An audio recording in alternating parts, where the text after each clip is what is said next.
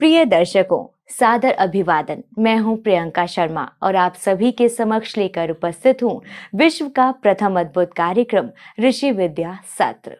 दर्शकों, भारत की इस दिव्य धरा पर ऋषि मुनियों ने अपनी अखंड साधना में दैवी शक्तियों के माध्यम से मानव कल्याण के लिए अद्भुत विद्याएं, शक्तियां एवं प्रयोग खोजे, जिसमें मंत्र, तंत्र एवं यंत्र के प्रयोग ऐसे अद्भुत हैं जो असंभव को भी संभव करने का सामर्थ्य रखते हैं। देवी शक्तियां एवं स्वयं परमात्मा भी अपनी इन शक्तियों के वश में हैं। दर्शकों, शास्त्रों में कहा गया है कि हमें जीवन में जो कुछ भी प्राप्त होता है वो हमारे प्रारब्ध के अनुसार ही प्राप्त होता है, लेकिन मंत्र आदि की साधना सिद्धि से हम उसमें अपनी कामना एवं आवश्यकता के अनुसार परिवर्तन कर सकते हैं। जैसे अपनी समस्याओं से मुक्ति, इच्छित पदार्थों की प्राप्ति, जीवन में सुख शांति, उन्नति एवं ईश कृपा की प्राप्ति आदि। लेकिन इसके लिए समर्थ सद्गुरु का होना अनिवार्य है, क्योंकि हमें उचित मार्गदर्शन की आवश्यकता होती है। क्योंकि ऐसे असामान्य प्रयोग एवं साधना में जरा सी त्रुटि न केवल हमारी साधना को निष्फल कर सकती है, वरन अनर्थ का कारण भी बन सकती है। इसीलिए आइए आज हम जानते हैं मंत्र आदि शक्तियों के महासाधक ऋषि प्रज्ञ श्रद्धेय आचार्य श्री शिवांश जी महाराज से कि आत्म कल्याण हेतु इन शक्तियों की उचित साधना कैसे की जाए। अब हम थोड़ा ऋषियों की जो विद्या है उस पर गहराई से चिंतन करते हैं। ये देखते हैं कि ये विद्या मूल रूप से क्या है, क्या इसके अंग हैं और इन अंगों का प्रयोग किस किस रूप में है। जैसे आप देखिए कि ऋषियों की ये जो पवित्र विद्या है ये 3 प्रकार से प्रयोग होती है। पहला है इसमें मंत्र शक्ति, दूसरा है यंत्र शक्ति और तीसरा है तंत्र शक्ति। ये 3 शक्तियां ऐसी अद्भुत हैं, बिल्कुल अगर आपको सरल शब्दों में समझाया जाए तो आप ऐसे मान लीजिए कि जैसे कोई डॉक्टर होता है ना, तो वो क्या करता है कि पहले कोई रोगी होता है तो उसे पहले वो टेबलेट देता है। जब उससे कुछ लाभ नहीं लगता है उसे इंजेक्शन देता है। जब इंजेक्शन से भी लाभ नहीं होता है तो फिर ऑपरेशन करता है। उसी प्रकार से बिल्कुल वही तरीका मैंने सरल शब्दों में समझाया उदाहरण देकर के आपको। इसी प्रकार से जो ऋषियों की विद्याएं हैं ये बड़ी अद्भुत हैं, चमत्कारी हैं। पहले उन्होंने दिया आपको मंत्र। अगर आपके सामने कोई समस्या आ रही है जीवन में, ऐसी समस्या कि जिसको आप अपने प्रयासों से समाधान नहीं कर पा रहे हैं, तो फिर क्या होता है, कहीं हमें किसी और का सहारा चाहिए होता है। अब जैसे मान लीजिए आपने कोई वस्तु उतारनी है ऊपर से, आपकी लंबाई वहां तक नहीं है हाथ पहुंच सके, तो आप क्या करोगे? आप किसी लंबाई वाले व्यक्ति को बुलाओगे, कहोगे भाई जरा उतार देना, तेरी लंबाई अच्छी है, हाथ पहुंच जाएगा वहां तक। या फिर दूसरा उपाय क्या करोगे, अगर ऐसा व्यक्ति नहीं मिल रहा है तो नीचे कुछ रखोगे, उस पर चढ़ोगे, तब उतारोगे। अब ये तो निश्चित बात है कि आपकी तो लंबाई वहां तक पहुंच ही नहीं पा रही है। इसी प्रकार से यहाँ भी है कि जब आप जो अपने प्रयास कर रहे हो, जो पुरुषार्थ कर रहे हो, जो उद्यम कर रहे हो आप, अगर आपके उस उद्यम से आपको सफलता नहीं मिल पा रही है, आप प्रयास करते हो, खूब प्रयास करते हो, भरसक प्रयास कर रहे हो, लेकिन आपको सफलता नहीं मिल रही है। और कई बार तो यहाँ तक होता है कि व्यक्ति सोना लगाता है, मिट्टी हो जाता है। और कई बार ऐसा भी होता है कि वो मिट्टी फेंकता है, सोना बन के लौट आती है। होता है जीवन में ऐसा। अब ये किस कारण से हो रहा है, उसके पीछे कारण क्या है, थोड़ा गहराई से समझना। देखिए, मैं निवेदन करना चाहता हूँ आपसे, ये ऋषियों की गूढ़ विद्याएं हैं, ये मनोरंजन का विषय नहीं है। इस समय मैं आपको कोई कथा कहानी नहीं सुना रहा हूँ, और ना मेरा उद्देश्य ये है कि मैं आपको मानसिक रूप से प्रसन्न करूं यहाँ बिठा करके। यहाँ मेरा उद्देश्य ये है, क्योंकि वो जो प्रसन्नता होती है ना, वो आपकी क्षणिक होती है, बिल्कुल ऐसी कि थोड़ी देर के लिए, बस जैसे आपने कोई नशा पान कर लिया और कुछ क्षण के लिए आप भूल गए थोड़ा, उसने आपकी जो चेतना थी उसको उसने विस्मृत कर दिया, बस इतना ही फर्क पड़ता है उससे। लेकिन जो चीज़ आपको वास्तविक रूप में दी जा रही है, अगर इस चीज़ का, इस विद्या का तत्व आपके अंतःकरण में बैठ गया, तो फिर ये निश्चित बात है कि आप वो कर पाओगे अद्भुत जो कोई कर नहीं सकता। और आपको बताएं, एक सच्चाई और भी है। अब ये ढोंगी पाखंडी कुछ भी कहें, लेकिन सच्चाई ये है कि ये विद्या जो है, ये कोई जाति, धर्म, वर्ण, संप्रदाय, इन सब चीज़ों को नहीं मानती है। ये विद्या केवल श्रद्धा, साधना, आस्था को देखती है, और जहाँ ये आस्था होती है, श्रद्धा होती है, साधना होती है, ये वहीं फलित हो जाती है। अगर ऐसा न होता तो आप देखिए कि संत रैदास क्या करते थे, जूतों का कार्य था उनका, वो जूता गांठने वाला काम करते थे, और उस कार्य को करते करते उनके अंदर इतनी शक्ति आ गई कि आप ये समझिए कि उस शक्ति के बल पर उन्होंने, कथा आती है कि एक माँ जो थी गंगा स्नान करने गई, वहाँ उसका कंगन खो गया और रोती हुई जा रही थी।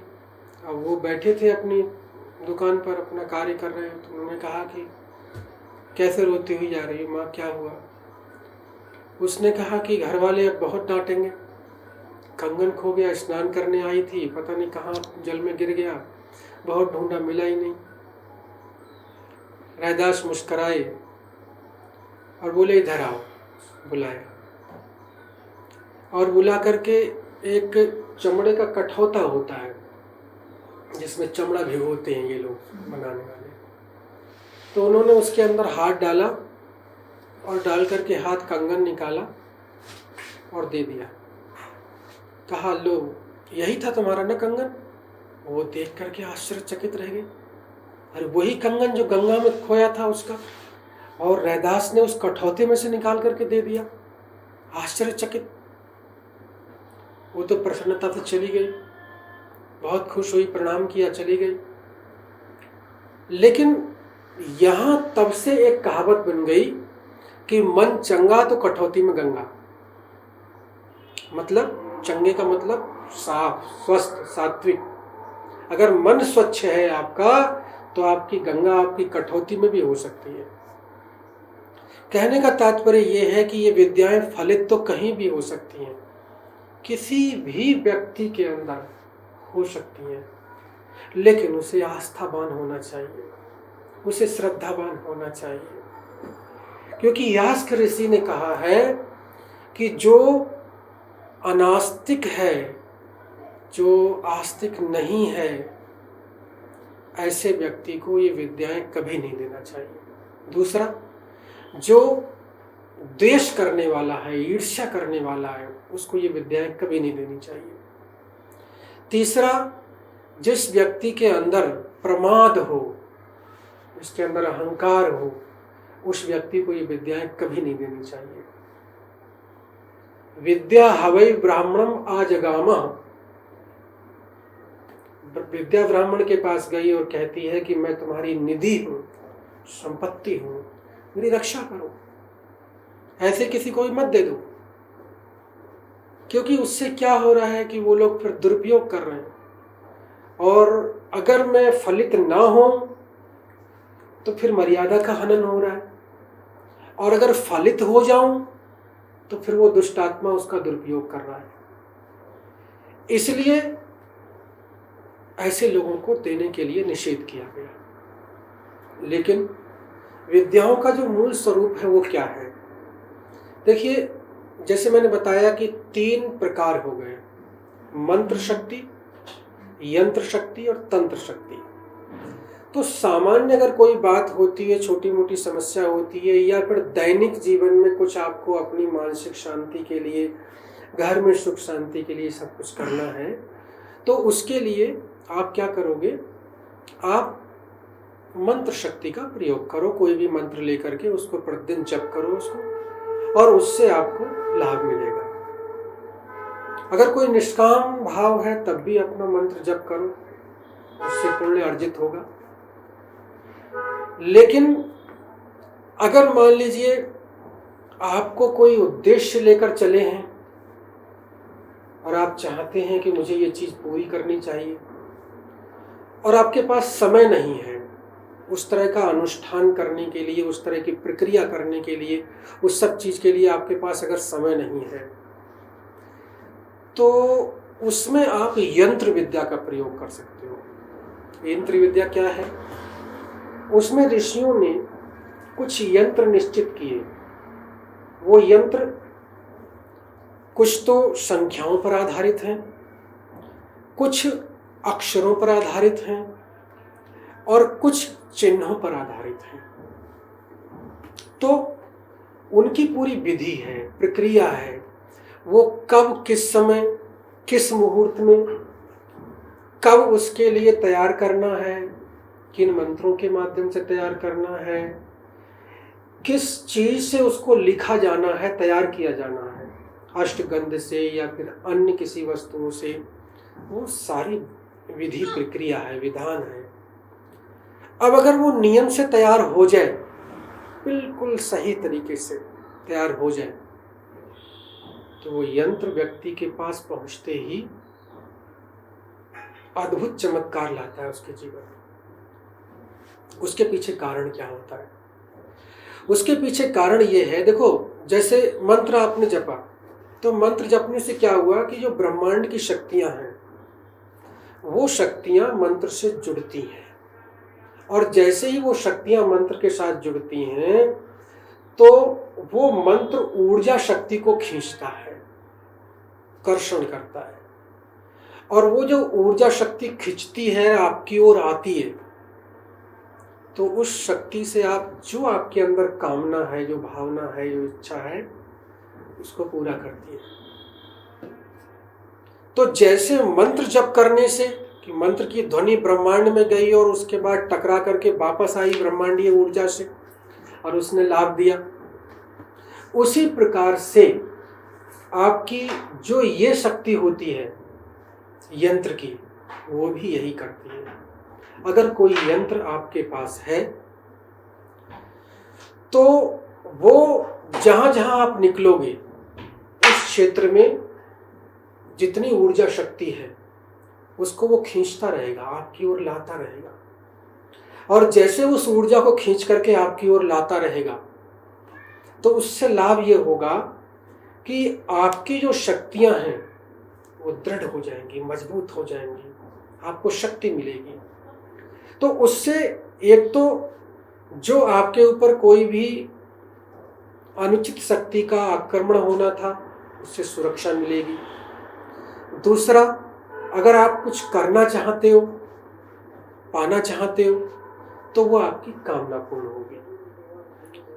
ये आपका प्रभाव हो गया यंत्र शक्ति का। अब इसके बाद में तीसरा, इसके बाद इसका क्रम है, उसमें आता है आपका तंत्र। अब ये तंत्र क्या है, थोड़ा इसको समझिए। आजकल तो तंत्र का मतलब लोग समझ लेते हैं कि तंत्र का मतलब कोई तांत्रिक कुछ कर रहा है, उल्टा सीधा काम जो है, कोई बलि चढ़ा रहा है या कुछ अपना और कुछ कर रहा है बैठ करके कहीं पर मरघट में, यहाँ वहाँ जो है, उसी को लोग तंत्र समझते हैं। नहीं, तंत्र इतना नहीं है। ये तो हाँ, तंत्र से जुड़ी हुई कुछ चीज है ये, लेकिन तंत्र पूरा नहीं है, ये तंत्र नहीं कहते इसके लिए। तंत्र शास्त्र तो अपने आप में अद्भुत चीज है। क्यों बनाया गया? इसलिए बनाया गया कि अगर कोई चीज मान लीजिए आपको किसी भी तरीके से प्राप्त नहीं हो पा रही है, या आपको कोई चीज जो है किसी कष्ट से, समस्या से आपको छुटकारा पाना है और आप छुटकारा प्राप्त नहीं कर पा रहे हो, मतलब ऐसी चीज जो बिल्कुल असाध्य है, जो आप कुछ कर ही नहीं पा रहे हो, उस चीज में आपके बस से बाहर चीज है, ऐसी अगर कोई चीज है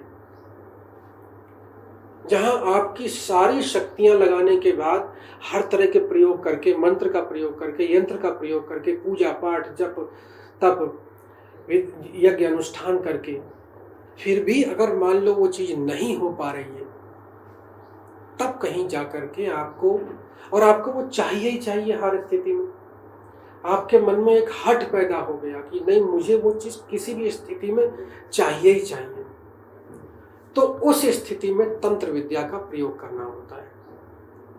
और तंत्र विद्या ऐसी अद्भुत है कि वो उस चीज को प्राप्त कराने में उस देवता को उससे जोड़ देती है। मतलब जैसे आपने पुरानी कथाओं में सुना होगा कि जब उसने इस तरह से अनुष्ठान शुरू किया तो भगवान का सिंहासन हिल गया, भगवान वहां से चल करके स्वयं आए, समझ रहे हैं? तो क्या होता है कि वहां पर मतलब भगवान भी इन शक्तियों के वश में हैं, इनसे बाहर नहीं है, क्योंकि ये शक्तियां इसीलिए कहा गया, इनको इतना महत्वपूर्ण माना गया कि अगर व्यक्ति चाहे तो इनके माध्यम से परमात्मा को बाध्य कर सकता है कोई चीज के लिए। ये अलग बात है कि उसके पीछे उसे कुछ त्याग भी करना पड़ता है। अगर वो कोई ऐसी चीज मांगेगा जो प्रारब्ध में उसके नहीं है, तो कहीं ना कहीं उसे कुछ ना कुछ तो ऐसा होता है। जैसे मान लीजिए श्रवण कुमार की कहानी आपने सुनी होगी। श्रवण कुमार के माता पिता जो थे वो पहले अंधे नहीं थे, संतानहीन थे। मन में आया कि संतान चाहिए, अब संतान उनके प्रारब्ध में थी नहीं। बहुत तपस्या की, घनघोर तपस्या करते गए। भगवान आए, कहा वरदान मांगो, धन मांग लो, राज्य मांग लो, संपत्ति मांग लो, आयु मांग लो, जो तुम्हारी इच्छा हो मांग लो। उन्होंने कहा नहीं, हमें प्रभु पुत्र चाहिए केवल, और कुछ नहीं चाहिए। भगवान ने कहा देखो, पुत्र आपके प्रारब्ध में नहीं है और पुत्र के दर्शन आप नहीं कर सकते हैं, प्रारब्ध में नहीं है। उन्होंने कहा कि प्रभु चाहे जो भी हो, हम तपस्या करते करते प्राण त्याग देंगे, लेकिन हम किसी भी स्थिति में अपने निश्चय से विचलित नहीं होंगे, हमें यही चीज चाहिए। अब जब ऐसा कहा तो भगवान ने कहा ठीक है, अगर आपका इतना हट है तो आपको मिल तो सकती है ये चीज, पुत्र प्राप्ति आपको हो सकती है, लेकिन पुत्र के दर्शन आपके प्रारब्ध में नहीं है। तो आप बताइए कि पुत्र प्राप्ति होगी, आप अंधे हो जाओगे, क्या ये स्वीकार है? तो उन्होंने कहा कि प्रभु स्वीकार है, हमें स्वीकार है, फिर भी स्वीकार है, हमें अंधा होना स्वीकार है। उन्होंने अंधत्व को ग्रहण कर लिया, लेकिन पुत्र प्राप्ति हुई। श्रवण कुमार पुत्र हुआ उनका, माता पिता का भक्त ज्ञात है सभी को। कहने का तात्पर्य यह है कि कोई भी चीज ऐसी नहीं है कि जो असंभव हो, आप प्राप्त कर सकते हो, लेकिन उसके लिए आवश्यकता इस बात की है कि आपको उस तरह का निग्रह चाहिए, अपने आप पर नियंत्रण चाहिए और उसका सही प्रयोग चाहिए। अब जैसे जब बात आती है मंत्रों की शक्ति की, अब ये मंत्र, यंत्र, तंत्र तीनों चीजें बताई। यंत्र का थोड़ा सा विश्लेषण मैं और कर देता हूं आपके सामने। यंत्र जो है तंत्र का, तंत्र में क्या है कि जो ये जो करते हैं तांत्रिक लोग जिस तरह का है, वो तो तामसिक वृत्ति में आ जाता है। तंत्र का प्रयोग सात्विक भी है। तंत्र में ऐसे मंत्र हैं, ऐसी प्रक्रियाएं हैं, ऐसे प्रयोग हैं कि जिनके माध्यम से बड़ी आसानी से आप चीजें प्राप्त कर सकते हो। लेकिन इसमें भी वही बात आती है कि इसके लिए जितना आप आगे बढ़ोगे, आप मंत्र से यंत्र में जाओगे, यंत्र से तंत्र में जाओगे, तो उतनी ही आपको स्वयं की सावधानी आवश्यक है, मतलब आत्मनियंत्रण आवश्यक है। अगर आत्मनियंत्रण में कमी आई तो फिर हानिकारक भी हो सकता है, इसलिए निषेध किया गया। दूसरी बात, इसमें क्या होता है कि बहुत चीजें हैं, मारण, मोहन, उच्चाटन, वशीकरण। अब कई बार क्या होता है, मनुष्य का स्वभाव है, व्यक्ति के मन में किसी के प्रति क्रोध का भाव उत्पन्न हो गया, द्वेष का हो गया, बैर विरोध हो गया, तो उसके मन में आया कि अब इसके लिए नष्ट कर दूं, इसने मेरी ये हानि की है। तो व्यक्ति कहीं इन शक्तियों का प्रयोग अगर इस रूप में करना शुरू कर देता है तो उससे क्या होता है, उससे सृष्टि के लिए वो चीज हानिकारक हो जाती है। इसलिए इनका प्रयोग न करने के लिए ही कहा गया है, मना ही किया गया है। कोई स्थिति ऐसी कि जिसमें आप बिल्कुल असाध्य समस्या से पीड़ित हो, उस समय आप इसका प्रयोग कर सकते हो। अब जैसे इसका एक प्रयोग जो था वो जन्मेजय ने किया था। महाभारत में कथा आती है, अर्जुन के पुत्र थे अभिमन्यु, अभिमन्यु के पुत्र थे परीक्षित, और परीक्षित के पुत्र थे जन्मेजय। तो आप सभी जानते हैं इस चीज के लिए कि जब अभिमन्यु की मृत्यु हुई उस समय परीक्षित गर्भ में थे, उत्तरा के, और उसके बाद परीक्षित का जन्म हुआ। परीक्षित बहुत प्रतापी राजा थे, एक छत्र साम्राज्य था उनका, सम्राट थे भूमंडल के। और परीक्षित ने, आप ये समझिए कि पूरा विश्व जीत करके और एक छत्र साम्राज्य स्थापित किया और प्रजा के सुख दुख के लिए सदैव तत्पर रहते थे। महाप्रतापी और प्रजा वत्सल राजा थे। संयोग की बात, एक बार जंगल में शिकार खेलने के लिए गए और वहां क्या हुआ कि वो अपने सैनिकों से बिछड़ गए, और बिछड़ करके वो भटकते हुए एक ऋषि के आश्रम में पहुंच गए, समीक ऋषि के आश्रम में। ऋषि अपनी साधना में लीन थे। महाराज परीक्षित प्यास से व्याकुल थे। उन्होंने संबोधन किया ऋषि को, कहा, ऋषिवर, मैं परीक्षित और आपके यहाँ अतिथि रूप में आया हूँ, मैं प्यास से व्यथित हूँ, कृपया मुझे जल दीजिए। अब वो तो साधना में लीन थे। ऋषि लोग जब साधना में लीन हो जाते हैं, तपस्या में बैठ जाते हैं, तो वो तो शरीर का तो उन्हें भान रहता ही नहीं। अब ये सुनने वाला काम तो जो है शरीर की इंद्रियां करती है ना।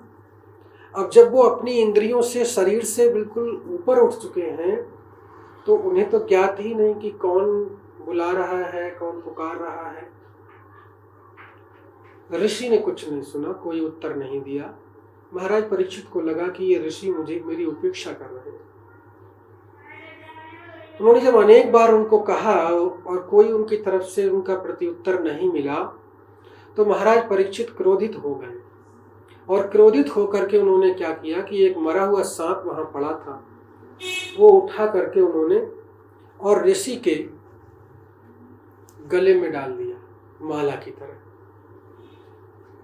अब ये बात तो उनका जो पुत्र था, स्नान कर रहा था गंगा में,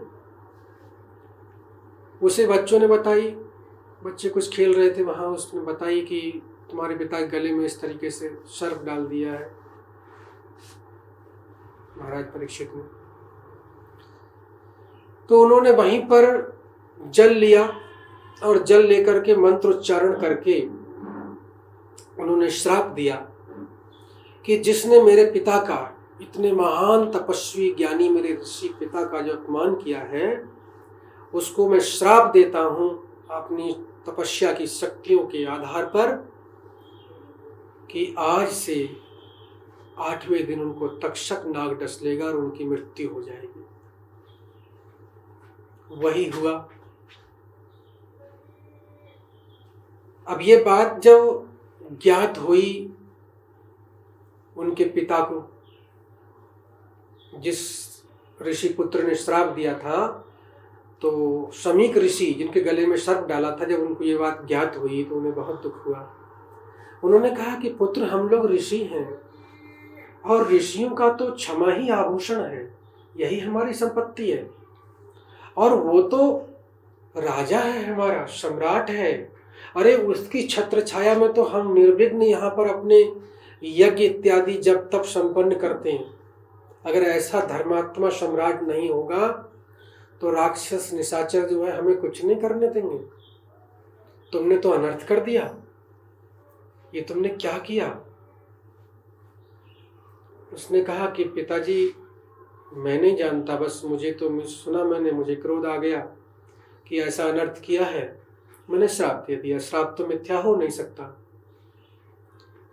तो शमीक ऋषि ने अपने 2 शिष्यों को भेजा, कहा कि जाओ और महाराज परीक्षित को सूचित करके आओ कि आपको ऐसे श्राप मिल चुका है, जिससे वो अपने जो भी कार्य हो सांसारिक उनको पूरा कर लें, क्योंकि सप्ताह पूरा होने के बाद उनको तक्षक नाग डस लेगा और उनकी मृत्यु हो जाएगी। जब ये सूचना उनको दी गई तो वो बहुत घबराए।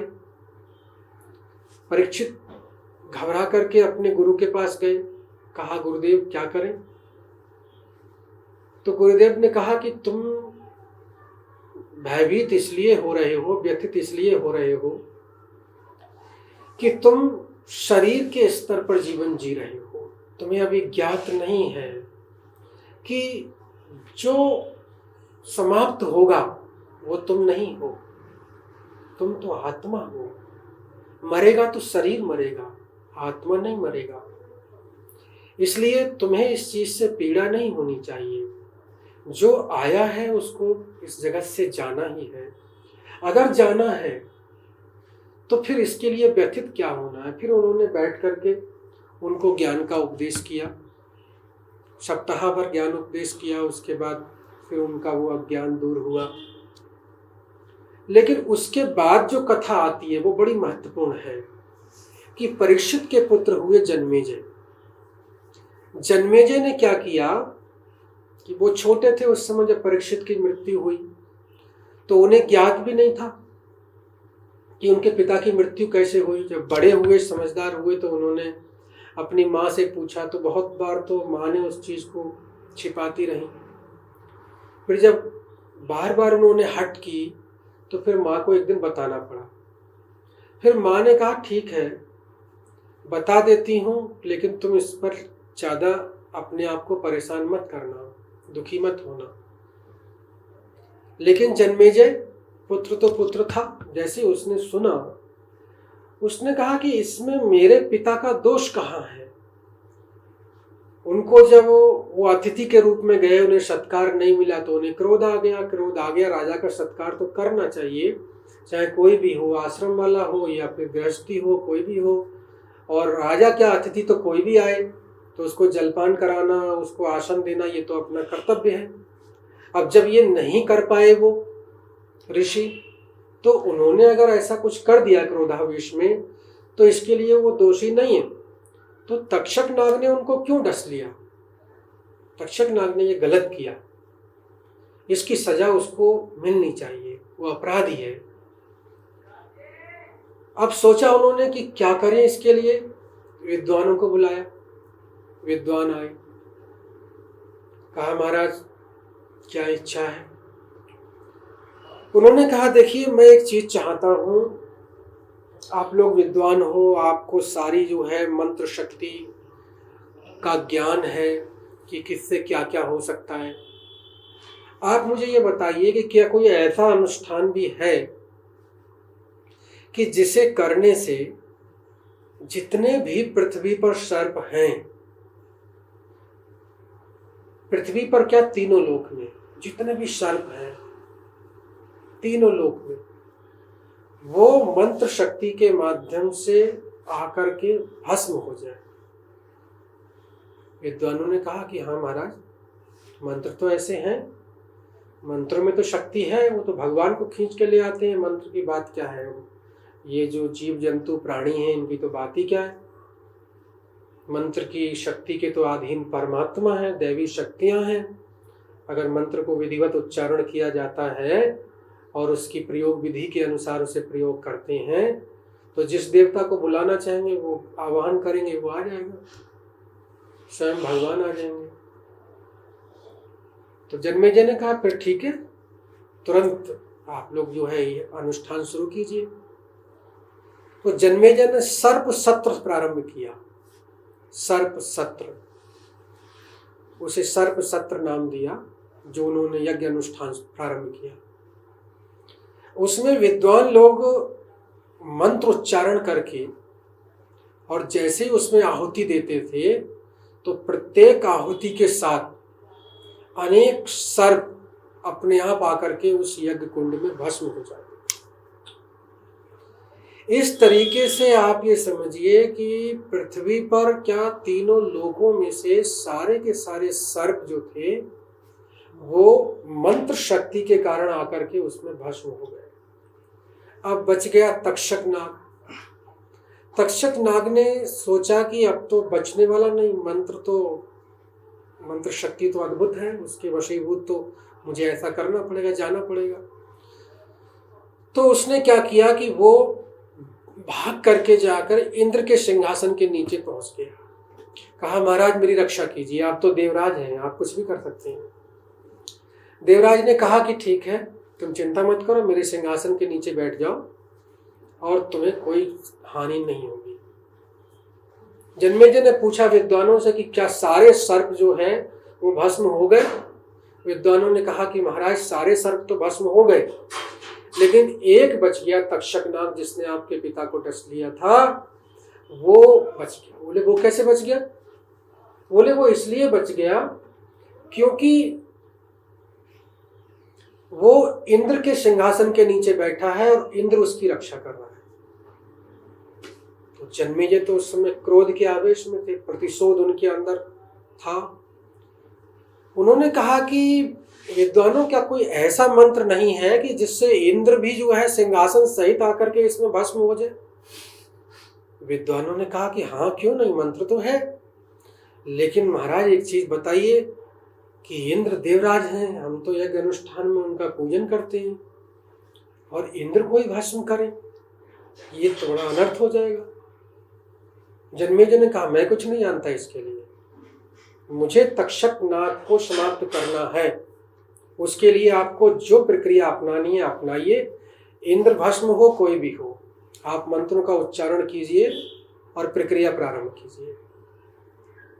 विद्वानों ने प्रारंभ किया।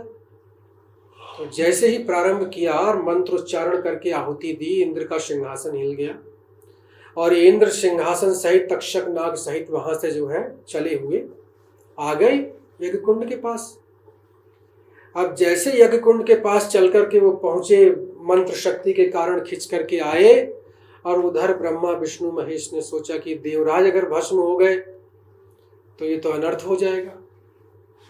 फिर ब्रह्मा विष्णु महेश आए और आकर के उन्होंने जन्मेजय को समझाया और कहा पुत्र क्षमा वीरस्य भूषणम, अरे क्षमा ही तो वीर का आभूषण है।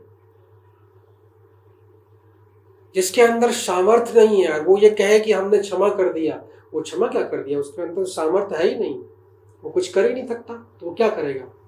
अब कोई ये कहे कि अगर कोई आपके एक गाल पे मार दे तो दूसरा गाल कर दो उसकी तरफ, तो वो तो काम वही करेगा जिसके पास सामर्थ्य नहीं होगा, क्या करेगा, यही कर सकता है, कायरता वाला काम। लेकिन जिसके अंदर अगर शक्ति होगी, सामर्थ्य होगा, तो वो क्या करेगा, वो ये नहीं करेगा, वो तो एक वो मारेगा तो वो दो मारेगा खींच करके, छोड़ने वाला नहीं है। लेकिन यहां समस्या क्या है कि जो वीर है, जो दंड दे सकता है उसके लिए, उसके अंदर क्षमता है दंड देने की, लेकिन उसके बाद भी उसको वो क्षमा कर दे, उस चीज को क्षमा कहा जाता है। हिंदी के कवि दिनकर जी ने बहुत अच्छी बात कही है। वो कहते हैं कि क्षमा शोभती उस भुजंग को जिसके पास गरल हो, उसको क्या जो दंतहीन विषहीन विनीत सरल हो। क्षमा उस भुजंग को, उस सांप को अच्छी लगती है कि जिसके पास विष है। अब जिसके पास ना विष है ना विष का दांत है, और वो सर्प ये कहे मैंने क्षमा कर दिया, तो तेरे पास है क्या? कुछ करने लायक है ही नहीं, तो क्या क्षमा करेगा? तो भगवान ब्रह्मा विष्णु महेश ने समझाया जन्मेजय को कि पुत्र, आप इतने बड़े सम्राट हो, आपके पूर्वज ऐसे थे, उनके अंदर इतना क्षमा का भाव था, और आप ऐसा नहीं कर सकते। बहुत कुछ समझाया उनके लिए। तो जन्मेजय शांत हुए। उन्होंने कहा इसको छोड़ दो। फिर उन्होंने छोड़ दिया। आप समझिए कि तब वो तक्षक नाग बचा, वरना अगर वो उस समय भस्म हो जाता तो तीनों लोक में सर्प ही ना होते। ये कैसे हुआ? ये सर्प सत्र कैसे हुआ? इसके पीछे मंत्र शक्ति थी। इसलिए मैं कहना चाहता हूं कि मंत्र शक्ति अद्भुत है, लेकिन उसको प्रयोग को जानने के लिए आप सही जो इसके ज्ञाता हैं, जो विधि को जानते हैं, उनसे संपर्क करना आवश्यक है, तभी लाभ मिलेगा। ओम शांति। शुभमस्तु। दर्शकों, हमारे इस विशेष कार्यक्रम ऋषि विद्या सत्र के आज के इस अंक में आप सभी ने गुरुदेव ऋषि प्रज्ञ श्रद्धेय आचार्य श्री शिवांश जी महाराज से जाना कि अपने सोए हुए भाग्य को जगाने में भगवत आराधना, तंत्र, मंत्र एवं यंत्र साधना अति सहायक सिद्ध होती है। गुरुदेव आपको यूं ही ऋषि विद्या सत्र के आगामी सत्रों में आपको ऋषि विद्याओं एवं उनके प्रयोगों से जागरूक करते रहेंगे और आपके जीवन का कल्याण करते रहेंगे। तब तक के लिए सादर नमन और देखते रहिए 7 वंडर्स टीवी।